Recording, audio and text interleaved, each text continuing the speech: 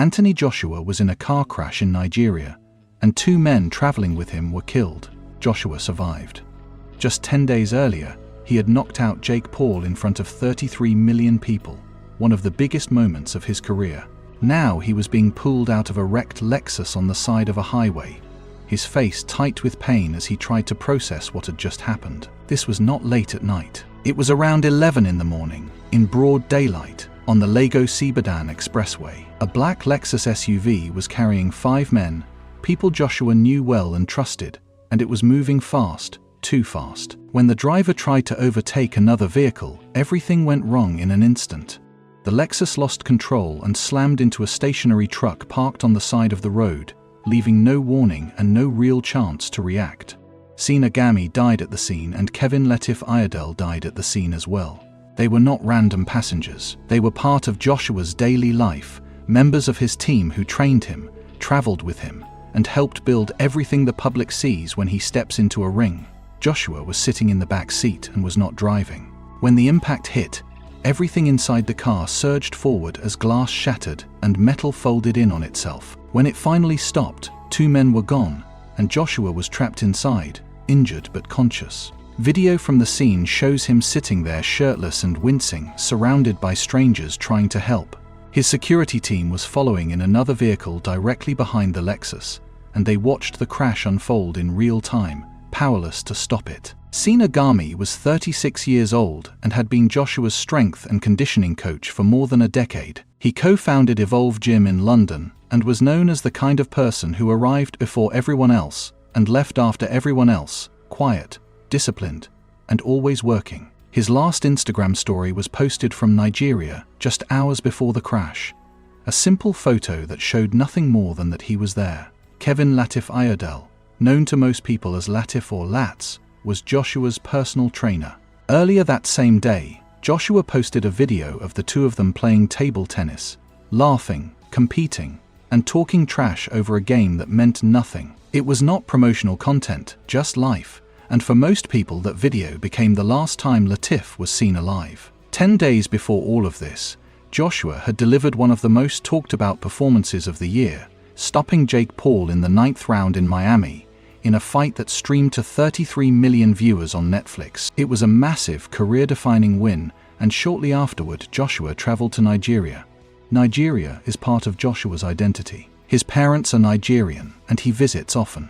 This trip was supposed to be normal, a mix of work and personal time, followed by plans to head to Ghana.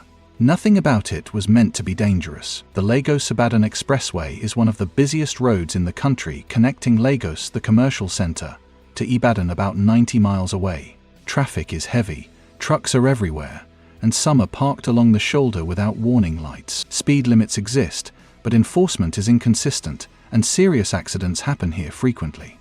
According to Nigeria's Federal Road Safety Corps, the Lexus was traveling above the legal speed limit when the driver attempted to overtake another vehicle. The car lost control mid-maneuver and crashed into the parked truck, killing 2 men instantly, while 3 others survived with injuries. Authorities opened an official investigation.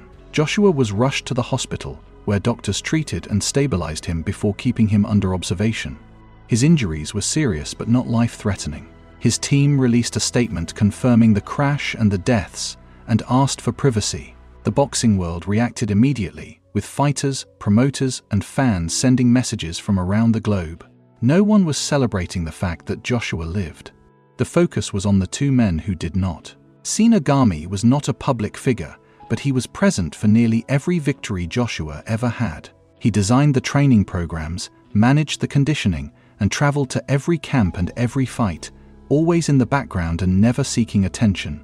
Fighters trusted his work, and that trust defined his reputation. Latif was even closer.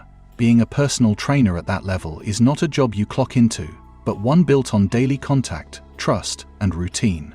Latif was part of Joshua's rhythm, which is why the table tennis video mattered. It showed how comfortable and familiar their relationship was, how real it felt. Both men were young, both had families, and both had lives that extended far beyond boxing. Most of the world only learned their names because they were in that car.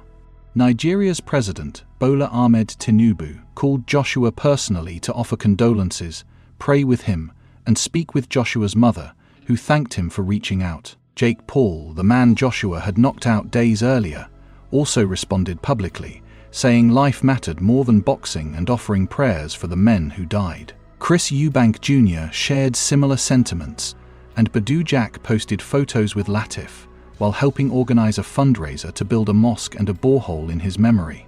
The crash happened because the Lexus was speeding, because it tried to overtake, because a truck was parked there, and because the timing was wrong. 5 seconds earlier or 5 seconds later, and maybe the outcome is different, but it was not. Joshua survived, and that is what the headlines say. But survival is not the center of this story. The center is what did not survive.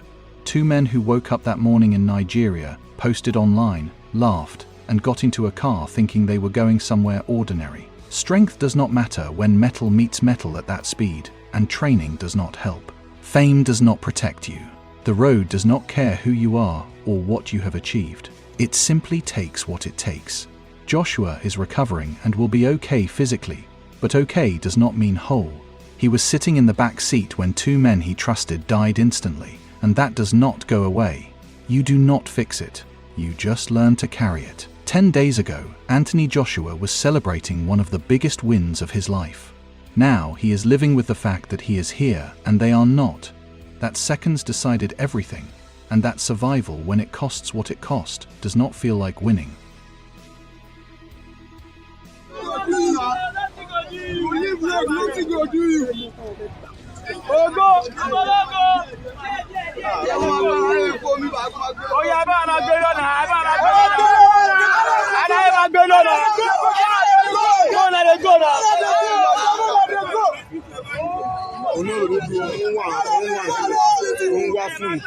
Bros, what did they find?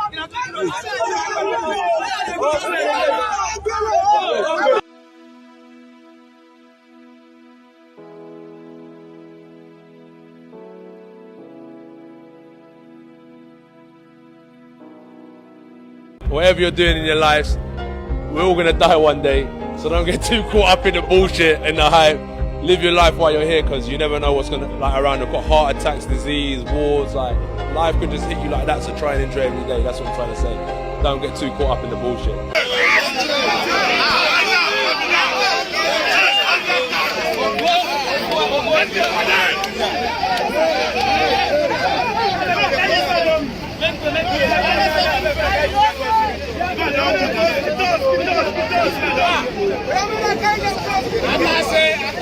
I think I put on you. Oh yeah.